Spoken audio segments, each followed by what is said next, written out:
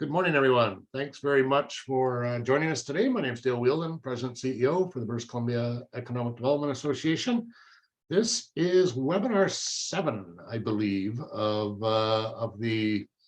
our professional development series over the last couple of weeks. We hope that you have found them all informative, and that you'll also remember that there is a website that you're able to go on and download all of the manuals and the presentations for your use internally with your colleagues. And this is available to everybody, whether you're a member or not. We do ask for you to sign in or provide us with your email when you go to download the manuals. So and the webinars are available on our YouTube website. So today's session is on neighborhood development. We have 2 speakers with us today. We have Allison Larson, again, out of Phoenix, Arizona. Allison works with the BCEDA, has been helpful in developing or has written the manual for neighborhood development, and has also teaches this at our annual course that we will not be doing now again until 2023. And then we also have with us Brian Coombs. Brian Coombs is the President and CEO for the Chilliwack Economic Partners Corporation. He has a long history in economic development, not as long as me, but yeah, anyways, I won't say anything else on that, but Brian is also a member of the board of directors for the BC Economic Development Association. He is currently in the role of vice chair, and I look forward to continuing my work with Brian through the association. So having said all of that, I am going to pass it off to Allison, who will be starting our first presentation today. Thank you. It's my pleasure to be here. And Dale, if we just swap presentations here, I'm going to have you stop share. I'll go right ahead. Okie dokie. So for those of you playing along, are you ready to dive in here? Let's get going here. Okie doke. So neighborhood development, love the work around neighborhood development. And as Dale pointed out, I'm going to tee up some fundamentals about neighborhood development and the strategies associated with that. And then we're going to get into a case study and talk more about this tool you have for BC Revitalization Tax Credit. Of course, if you have questions along the way, don't hesitate to put them in the chat, because Ashley's on that to make sure we answer all your questions, but you certainly can verbally ask those later as well. Okay, game on here. What is neighborhood economic development? I think that the way you can think about this is it is the most local effort of economic development.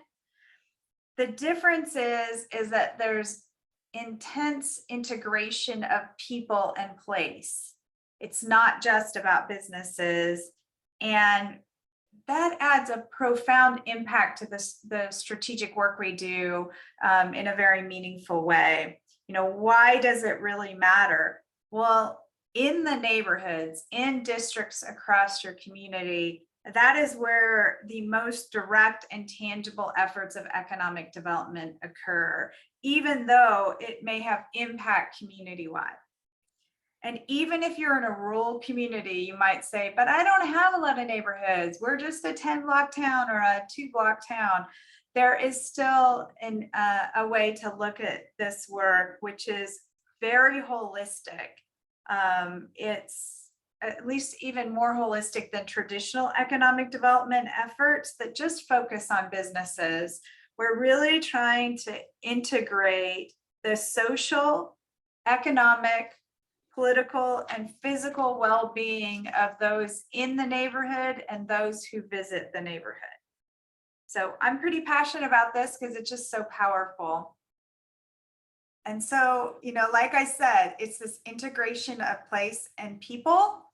that fits into the larger framework of your city or regional economic development efforts. We're block by block, we're working on strategy. And what's really interesting here, it's mobilizing around, yes, a place, but really around issues of shared concern. Those might be things very aspirational and dreamy that people want to accomplish in their neighborhood, or they could be pain points like blight or economic issues that can be pinpointed to certain areas. But why it's different than traditional economic development is that we're really leaning into the grassroots piece of this work so that we can have the neighborhood as a partner driving this meaningful change. And so who's typically involved? It can be everything from residents to businesses to property owners. Those are typically the people involved, let alone those technical experts that can provide technical assistance. But we really want to hone in on who's driving this: residents, businesses, and property owners. So successful neighborhood development, again, we're looking at things that are a little different than just traditional economic development. It's all about aiming at sustainable change. And that's done by building coalitions, strengthening relationships across many interests. And again, that grassroots. So if we have coalitions and strong relationships that coalesce from bottom up, grassroots, that's how we're going to find sustainable change. So it's a little different than just coming in and doing a piece of work and then hoping it stays nice, or hoping that the investment sustains the change. We're really trying to build partnerships of stakeholders that can then take it to the next level, or keep the neighborhood nice, or bring people to the table that otherwise would not because the government's just doing something. It's really about that bottom up grassroots approach. And so it may take a little different form, but can be immensely rewarding and immensely meaningful to the people in the neighborhood, and even have that ripple effect going forward across community, across city, across the region. Hopefully the province too, right? So we're aiming for sustainable change. So the first step in this, and there's a lot more in the manual, but the first step is to really look at how you're defining a neighborhood. And there's many ways to define a neighborhood. It could be defined by physical boundaries. Those things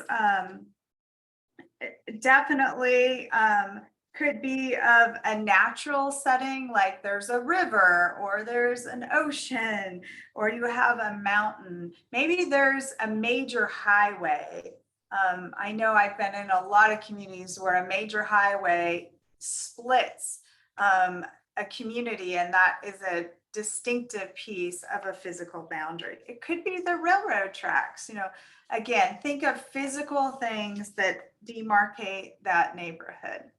There could be actually designated boundaries. These could be like planning districts. Maybe you have a healthcare planning district or zoning, or you're differentiating residential from industrial as an example.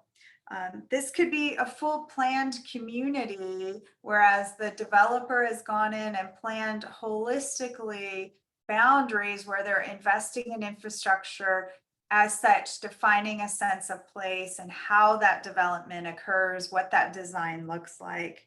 It could also be along the lines of school districts. When you think about what you're trying to aim for in that particular school district. Another way is to look at business related boundaries, and those kind of boundaries, they can be more defined or concentrated by zoning, but often, and I think we're going to hear an example around that, is like, what's your central business district? What's your financial district if you're a more urban area? Maybe it's as simple as this is our 3 blocks of Main Street in a rural downtown where we have businesses on both sides, and we're honing in very specifically on that Main Street as an entrance point, as a meeting point in our town. It could be when you look at business boundaries, it could also be retail centers, maybe malls or plazas, or just neighborhood retail within a residential market or a residential boundary as well. The other way to look at these business boundaries is through centers of major employment. This could be the industrial area, like an industrial park that's very demarcated, and that is defined specifically. But we still have more ways to define a neighborhood. Socioeconomic boundaries could be based on housing values, on income levels. One that's very interesting and can be transformative when you dig deeper into this is psychological boundaries. You know, think about abandoned areas that need redevelopment. Maybe it's downtrodden, but even more psychological, think about those areas where people talk about your community like, oh, they're on the other side of the railroad tracks, or they're south of XYZ street. And so that can really take down the dreams and possibilities that people may have for that area of town that's losing investment, losing residents, losing businesses. And finally, the other way to define a neighborhood is around clusters of activity. And this could be an overlay of an arts district where you have artisan facilities or lofts and things within maybe a downtown area or something like that. Perhaps an entertainment district where there are associated businesses around a sports venue or theater, other types of coalescing entertainment areas. That could even be as simple as a park that has entertainment pop-ups over time. Other clusters of activity might include a specific tourism feature. You know, you think about, I live in the States, so Washington, D.C. has a lot of historical monuments and places to visit. And within that, there's a huge tourism draw for those particular features. It could be about parks and outdoor space. I was just in Oklahoma City for the IEDC, the International Economic Development Council's annual conference, and they have expanded different clusters of activity in their downtown to not just be about venues for conferences, but expanding different kinds of parks and recreational outdoor space that is extending the activity in their downtown space. Could be concert centers, indoor or out, and different kinds of landmark buildings. So this isn't intended to be complicated, but there's lots of ways you can look at your neighborhoods as you start and initiate your strategy work in this area. There's really no universal definition for a neighborhood. It's about where you want to apply intentional effort. And where there may be energy to do that. You may look across your data and say, wow, our businesses are not performing well in a certain boundary. Why is that? And trying to unpack that a little bit further. The other thing to keep in mind is that when you define your neighborhood, it may be a combination of things. It may be socioeconomic boundaries, tagged with psychological boundaries, et cetera, et cetera. So the way is to just really make sure you have a clear description and know the area you're looking at. That's helpful as you mine data. That's helpful as you bring people together. Where are we bringing people from so that they can have a stake in this strategy moving forward? And you know, all in all, when I say that, it's really important to, you know, you may come to this as the economic developer, you're not living or working directly in that neighborhood, and laying out some draft ideas about the neighborhood boundaries. Or, I mean, so if you lay out the draft, you would want to do that with local neighborhood leaders. Does this mirror what you believe your neighborhood to be that business or residential neighbors, business or residential leaders in the neighborhood is what I'm trying to say. And the other way is to bring them together and say, how do you define it without even a draft? And then you can work through that. But that will help you again to mine data information and know who to involve in this grassroots strategy work. Okie dokie. Any questions with any of that? Okay. Well, let's go on to types. And again, I'm just trying to give a quick overview here. There's some real tangible things in the manual that you're able to lean into on how you can get more engagement. That engagement, will help you understand the neighborhood situation as well as the research that you do on that. And in our case study, you'll hear more about that. But I wanted to describe the types of neighborhood strategies that can occur. There's not a one size fits all, but they're often oriented in these four kind of buckets of work, if you will. So when you're thinking about your strategic work, it may include one or more of these, but again, we're looking more holistically at a neighborhood in place than just traditional, which is often the business development side of it. So let's dig a little deeper into each of these. The community building, these are strategies that are bringing residents, could even be businesses or local organizations like nonprofits together. And it's typically around events or areas where they can take pride in their neighborhood. And that's everything from festivals themed to your neighborhood's assets. Those assets might be around some historical things going on, an ethnic concentration, you're celebrating that ethnicity, multicultural type of activities. It could be about a certain food that's a favorite or something grown in the area, something seasonal, even arts and film. So you can imagine all kinds of events. They can be as simple as fairs and carnivals or holiday celebrations. I happen to live in a neighborhood that Halloween is a really big deal, where we have like thousands of people that come to throughout our neighborhood just to enjoy together. But this is also, again, about community building. So we're trying to build those connections. So people are coming out of their homes or their businesses and getting to know each other, so there's stronger relationships.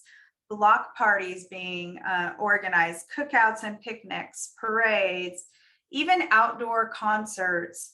I know in the neighborhood I live, we often have outdoor film activities because that's a way of bringing families together.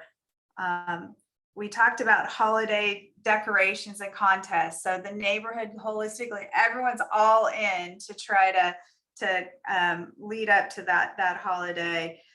Even community-wide garage sales. So this could be even cleanup, where people are working together in a neighborhood to build community, not just in the output of the work, but in doing it together. It can bring more concentrated attention to it. So, and then as a result, that also another common one could be, house or garden tours, where people want to come into the neighborhood and see what people have done from a decorating perspective. But it's more than just the event. It's really about strategizing for events, activities where people are getting to know each other and feel a part of the community. Now, so don't think of like, oh, those are just for other organizations. It may be really important when you think about building community and you think about the work that we do to try to attract and retain talent. And yes, we are going to talk about workforce development, but community building can be huge in that, that they feel that they're part of the community, and that is a result of retaining talent in your community. When it comes to, I also wanted to point out that community building, the planning, the work on all this is great for those within the community, within the neighborhood, but it also can have other benefits.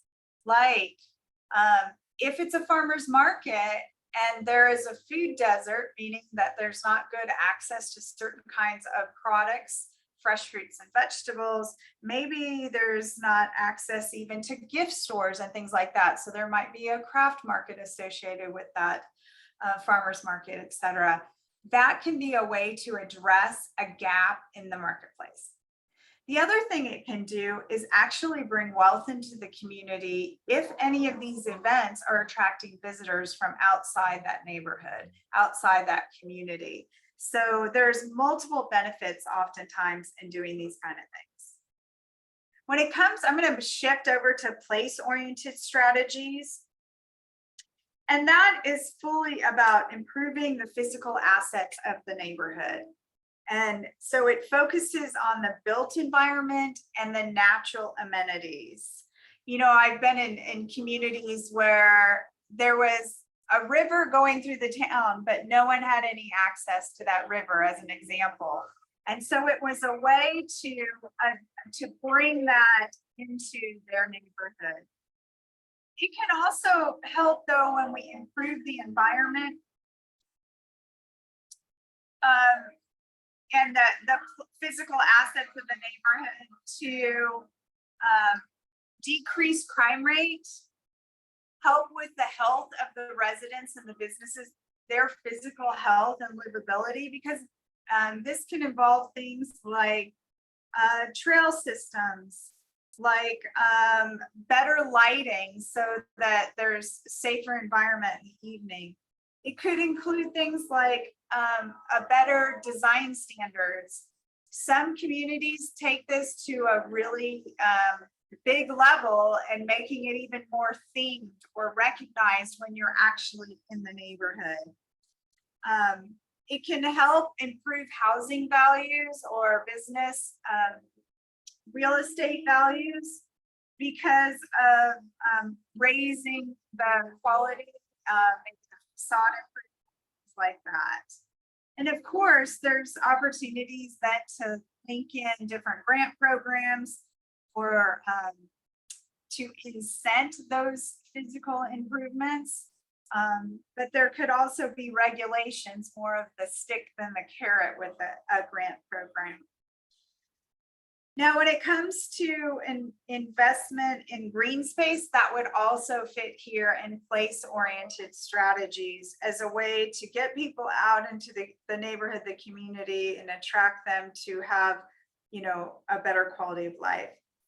But it can also be very fundamental things like a neighborhood cleanup event where you have a beautiful built space, but people are, leaving sofas and different things out on the curb. I worked in a small community in Oklahoma, and they're like, we had pickup days, but they would leave them there and for an extended period of time. So by changing the regulations and providing more frequent pickups that were publicized, this was a simple way to clean up the place, the neighborhood that they were trying to show had higher value.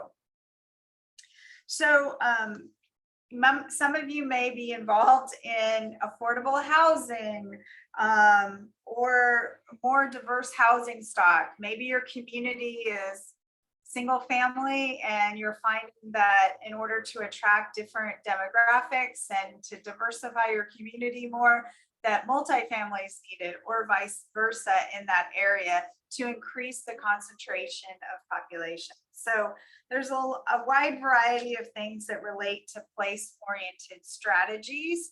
And this really just becomes that tangible, again, built environment or the natural amenities that induce people, make it more desirable where they may want to live or, and of course, shop.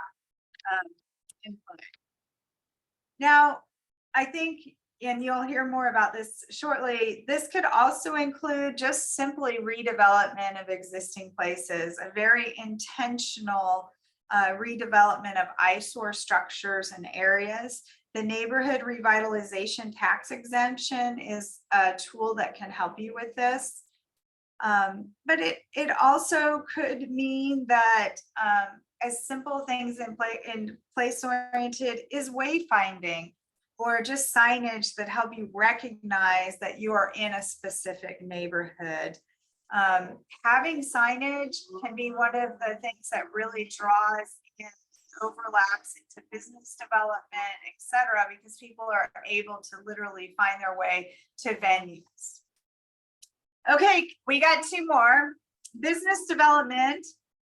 This is really honing in on those things that we're more accustomed to doing, that are technical and financial in nature, to focus on the growth of businesses in a particular neighborhood. Oftentimes, this takes the, what would I say, takes the form of entrepreneurship work or business training. It could include financing like neighborhood specific revolving loan funds, especially for high risk smaller businesses that could really add to the quality of the neighborhood from an amenity perspective, as well as from sourcing those goods locally. It could be other things too, though. The training could be around social media or other ways to do e-commerce so that they're selling beyond the neighborhood. And, you know, certainly a lot of that work took place in COVID when the front door of the store wasn't opened at that point. But there's a lot of opportunity to enhance traffic to a neighborhood through learning more techniques around marketing, social media, e-commerce. Of course, customer service training. I've seen communities where they made sure that all their front doors to their hotels, front doors to their small businesses, learned a few more tips that could also cross-pollinate sales across the neighborhood. This could also include assistance, especially for smaller business around permitting. Again, I'm going to mention signage, just like we talked about wayfinding. Some communities and neighborhoods like to work with their small businesses to have more of a presence in their signage. A simple thing when you think about neighborhood strategy, a lot of storefronts might have a flat sign, and communities will say, what if we had signage that as someone's walking down a street could actually see those businesses a lot better. It could also be things around shop local programs. Again, we're trying to drive the business in, you know, the sales into the local neighborhood. And that could be community-wide, but it also could be very neighborhood specific because of events that are tied in. So these could cross-pollinate as strategies as well. There could be additional surveys and outreach to understand what the neighborhood is seeking to have as a business locally. This could help with entrepreneurs to understand what kind of businesses to start up or those that you might want to recruit in. Let's see. Oh, another really cool thing, not just customer service training, but this could include product display training and coaching.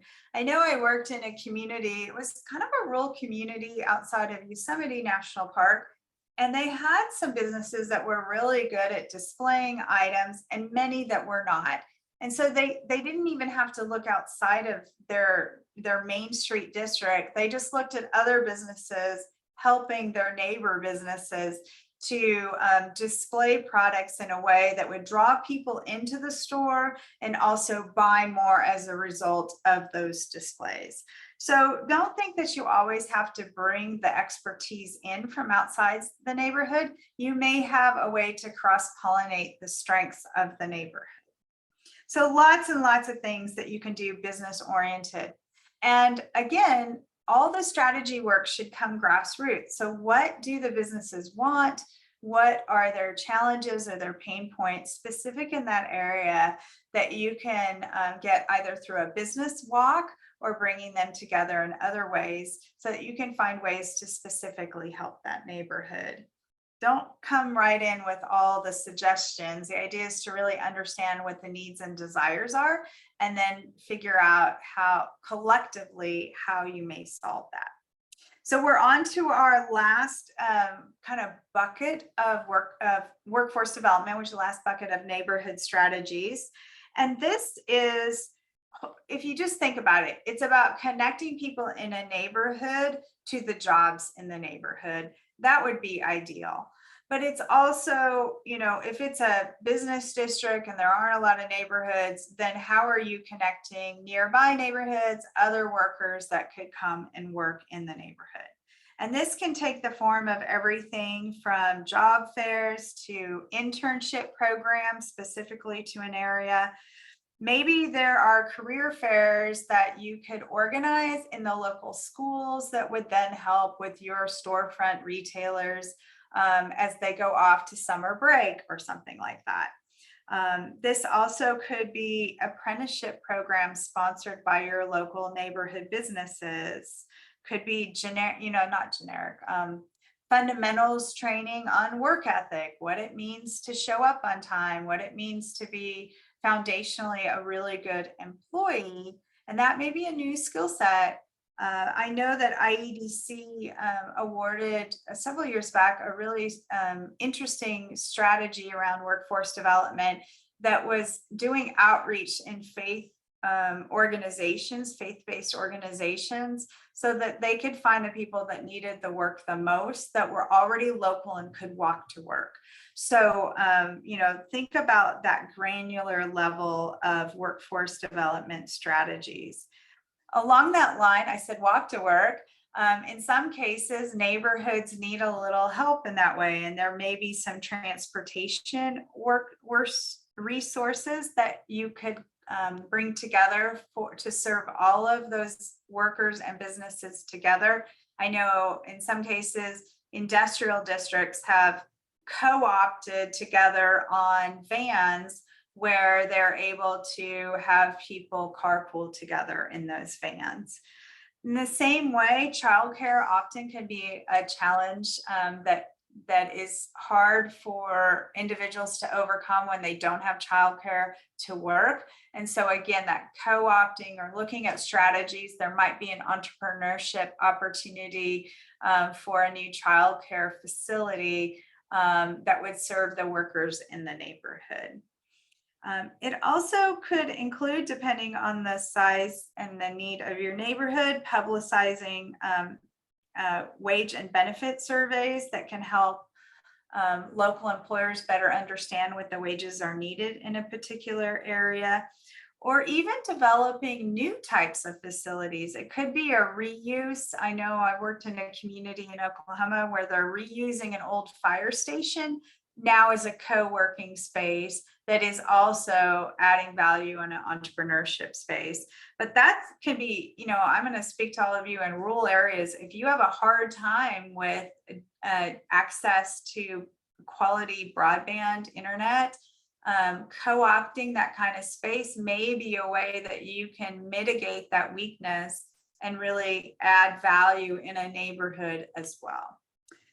So those are kind of the 4 types of neighborhood strategies. Again, you're going to want to define that strategy and involve the people and businesses of that neighborhood. Have them really lean in to be part of the dialogue, lead the dialogue around what you want to accomplish. And then you can bring your technical tools in a way that's very effective. And I'll just do a shout out for the manual. In the manual, we actually have written out designs, designs for, how would I say it? Designs for how to hold meetings, both with neighborhood residents and businesses. So literally you can pick that up and follow the way through that as a way to lean into what people in the neighborhood want to do with the strategy. So with that, that's what I have so that you can go on to hear this great example. So Great, thanks unless very you have much. questions. Yeah. Yep. Thanks very much, Allison. Brian, over to you. Okay, well, thank you, Allison, and thank you, Dale, for the introduction. I'm just going to share my screen now. Moment.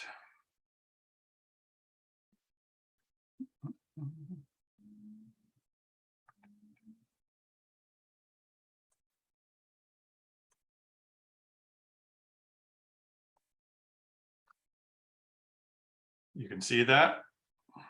Okay, so I wanted to sort of build upon what Allison just spoke about and be able to give you, as it says, a case study, a bit of a real world example of something that has happened in Chilliwack, and really wanting to focus in on a downtown Chilliwack component.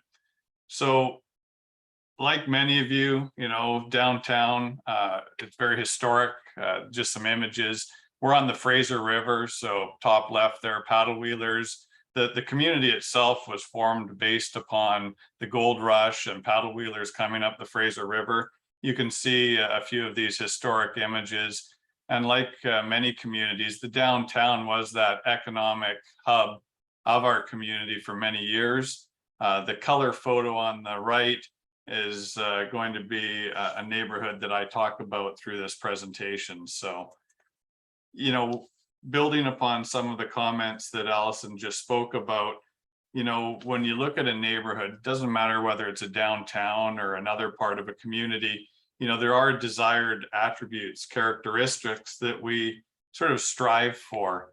And specifically to a downtown neighborhood, a lot of these elements apply, and it's something that you can strive for. You're not necessarily going to have all of these characteristics, but it's certainly aspirational.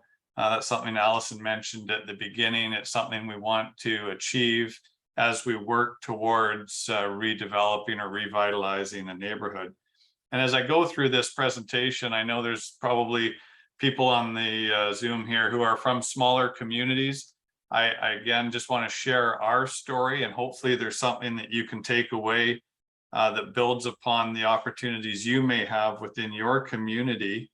And it doesn't matter if it's a smaller project or a larger project, but it's really about the concept and the process that we went through to achieve the outcomes that I'm going to show you.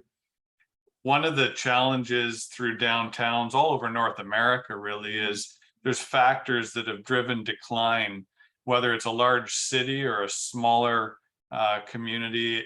These factors have impacted many of these areas.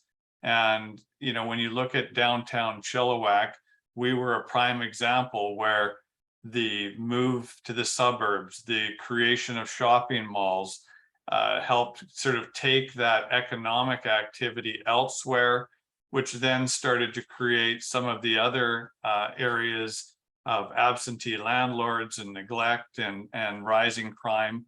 And so Chilliwack had a lot of these challenges, and it's been something that the community has really cared about and paid a lot of attention to.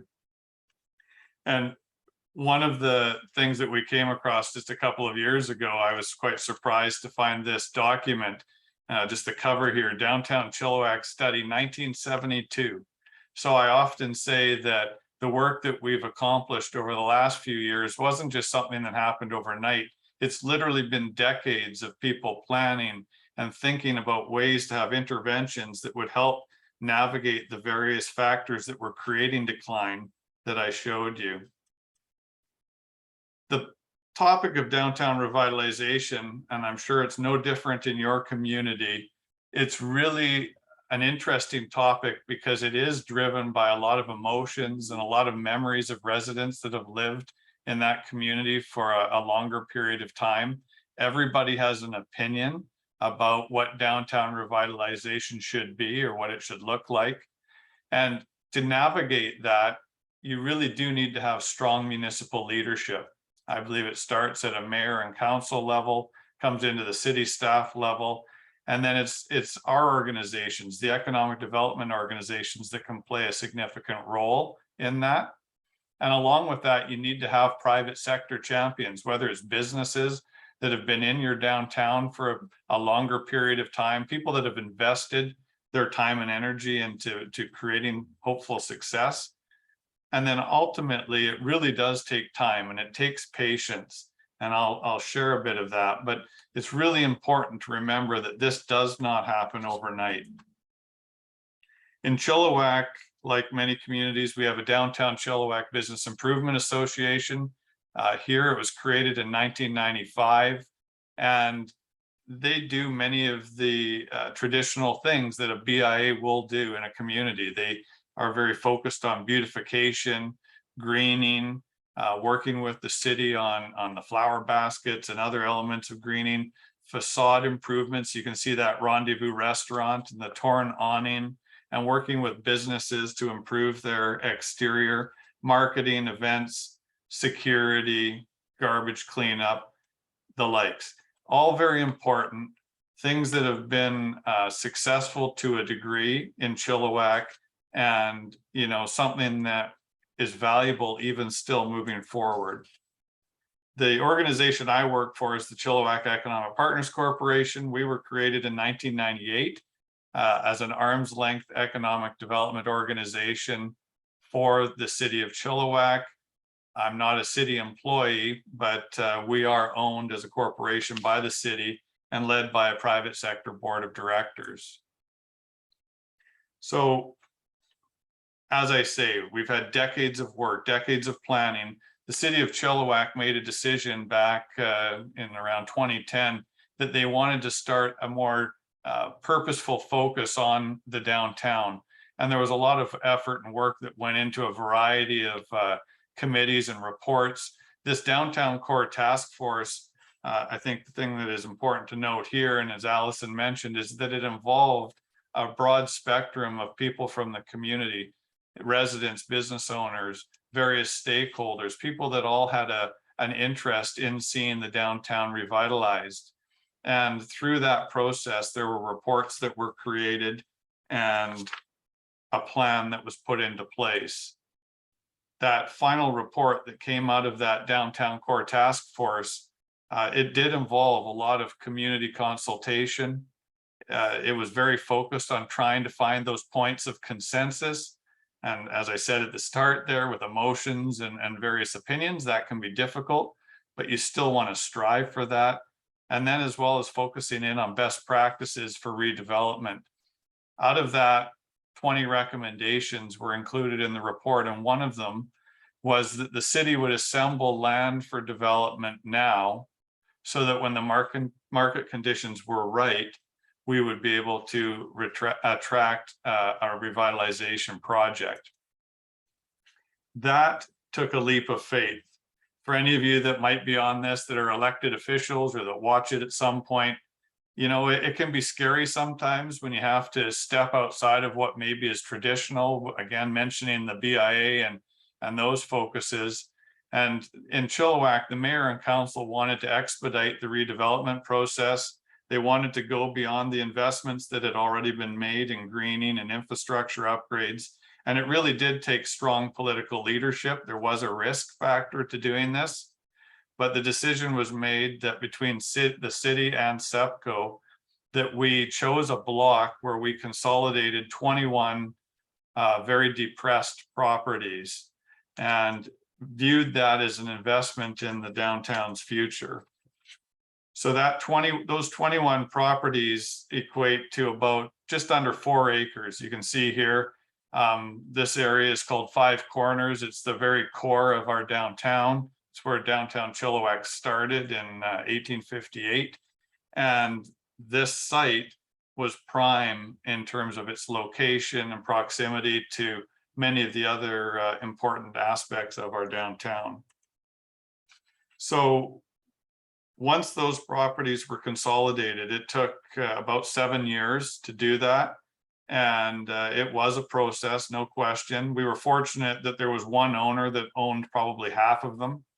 But still, there was no private sector developer that would have been interested at that time. It didn't make economic sense for them to come in and consolidate those 21 properties on their own. So it did take the city and SEPCO intervening to make that possible.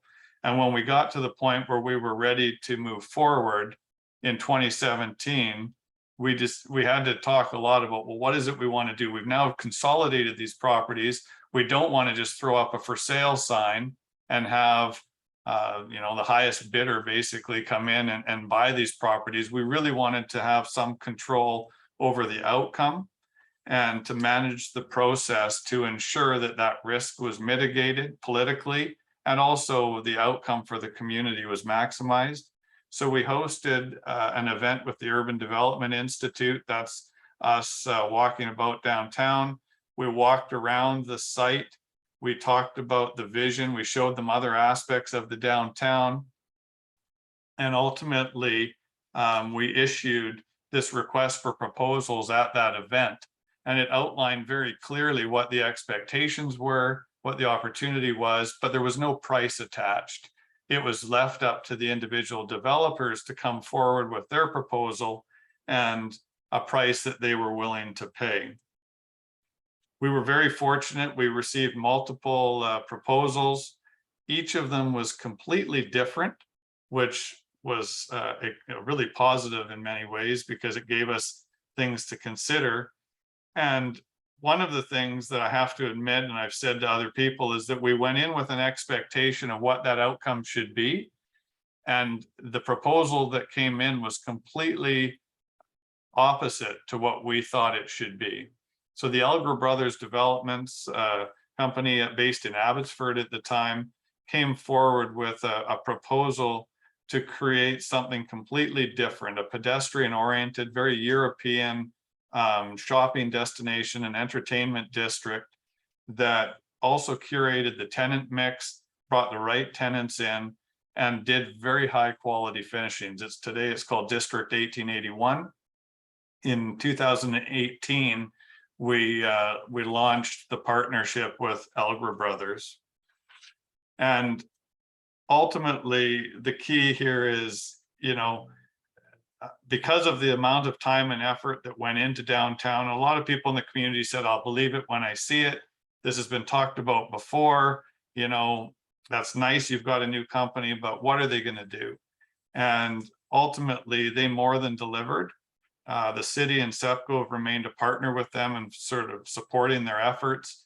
And it's been a huge catalyst for our downtown. When you look at the top picture here, this is along the main road, Yale Road. You can see the type of businesses that were there. In just this photo, there's, cash stores, pawn shops, fairly marginal businesses that came and went throughout the downtown. You can see some of the buildings look a little bit more historic. The photos down below are of this street today. So Woolly Dog Alley is where Copper City Exchange and Key West Jewelry and Loans was. The Elgar Brothers removed those two buildings and started the process of creating these pedestrian alleys and bringing these buildings up to a different level. When you look at this today, same building with the blue vinyl siding down below, coffee shop, Uptown Grill is still there in the same location. These two buildings brought up to a very different feel where you've got Fieldhouse Brewing, so craft brewery, there's office spaces.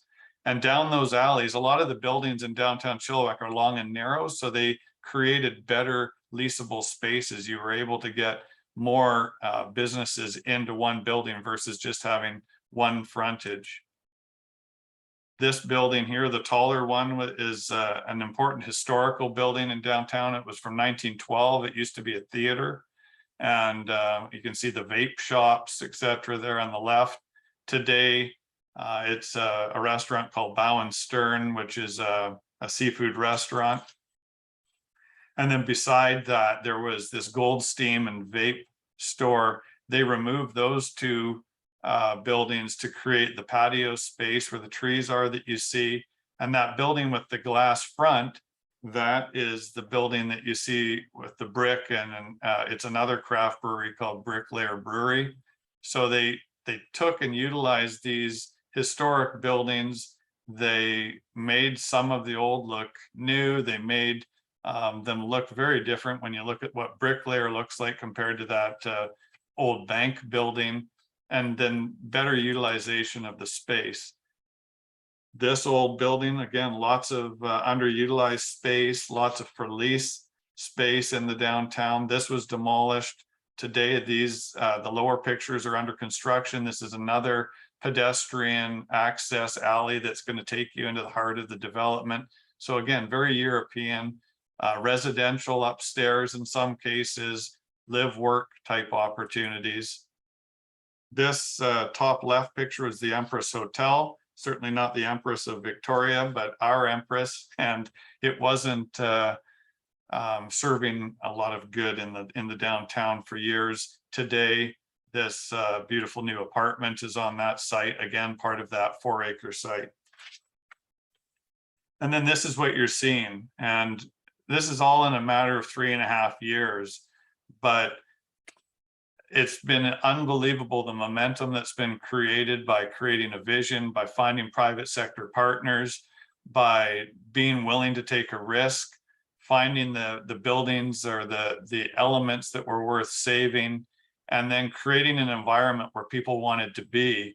So there's outside patios, there's ages of all types, young and old. There's a really new excitement and emotion about what downtown is, and there's a pride that has been developed by that.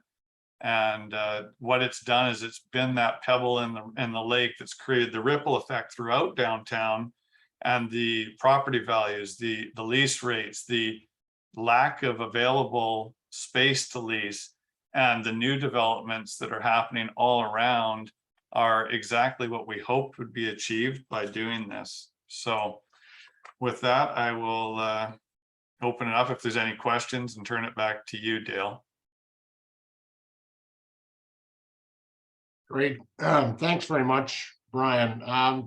It really is incredible what has happened in downtown Chilliwack, and I like what you said there at the end, is that you wanted to create that environment that would be that catalyst, if you will, to drive other types of developments around it. And I think, it's like a resort attracts another resort. A good development like that's going to attract another good development in that same area. And so I think, that there, what you just showed is really that example. And I think, I remember the consultation that went on. I remember like charrettes, and I remember all these things that really went on. It wasn't just that you decided one day, or the city decided one day, this is what we're going to do. It took a lot of consultation and input from the businesses that are there, some that are not there anymore, some that, and people that lived in the area, and then also outside of that area. And I think that's a lot of what Allison really talked about as well, is that engagement piece. That, it isn't just as simple as you sitting in your office and drawing up a plan and saying, hey, this is what we're going to do. And if you did that, Brian, congratulations, because it's a really good job. I liked Ashley's comment there. There's a lot of good places to drink and eat. That actually concerns me, Ashley. I'm not sure how much time you're spending there. So one of the things that the province of BC did, and this was done a number of years ago, and the legislation is still in place, is section 226 of the BC Municipal Charter, allowing communities, as we all know, we don't offer typically incentives in British Columbia. It's something that actually is classed as illegal to do. But the one that has been approved and allowed is that BC revitalization tax exemptions. And I know that the city of Chilliwack has this in the downtown core and potentially other areas. I'm not sure if the agriculture park was that way or not as well, Brian. But yeah, so do a lot of other communities. And besides that, besides using that program, which allows you to do a phased in approach to, if a company did a redevelopment of an area, and they did a phased in approach on their tax increases because it would increase assessed values. So some communities have decided to do that. At one point in time, I know the village of Logan Lake was the entire community. They had designated the entire community as revitalization tax credit. They've just finished updating their bylaws here in the last and actually this summer. They passed the official changes to their bylaws on the revitalization. I'm not sure exactly what changes that made, but Ashley will share the link to that. And I'd encourage you to look at that. I know that other communities, whether you're an Indigenous community, a small community, have adopted different types of programs and initiatives. And I think the one thing, though, that is common through all of them is that it's been done in consultation.